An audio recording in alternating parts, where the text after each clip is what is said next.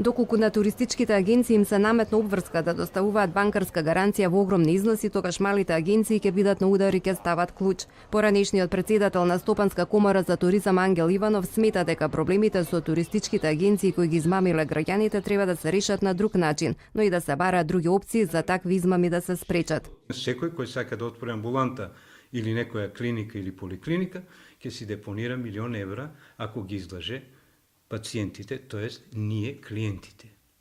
Ова е преведено со друг јазик. Имаме проблеми во туризмот и треба да се пресе и да се реши. Но мислам, вакви големи депозити даваат само оние гангстери кои се наоѓаат во затвор и кои сакаат да се бранат од слобода. Ние сме слободен бизнис и не треба да се браниме со 100.000, 500.000 евра депозит. Дополнително се посочува дека со воведувањето на банкарската гаранција во огромни износи за туристичките агенции нема да им се даде простор на луѓето кои немаат голем капитал, а сакаат да почнат со работење свој бизнис. И јас и Бил Гейтс отворивме бизнис со $1. $1 во Македонија е 50 денари. Така се почнува бизнис. А како се расте, тоа зависи од Бил Гейтс, од Ангел Иванов и од сите други кои се борат за бизнисот, но не на нечист начин. Во пресрет на престојните празници, туристичките работници апелираат граѓаните да се информираат и да стекнат основна туристичка култура. Една од клучните работи што треба да направите кога организирате патување преку туристичка агенција е да проверите дали агенцијата има лиценца.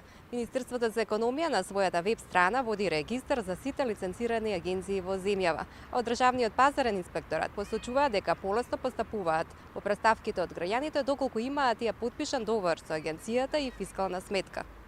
Дел од граѓаните внимаваат при изборот на аранжманите, дел од нив патуваат во сопствена режија, но сепак повеќето не веруваат на атрактивните рекламни материјали и фотографии.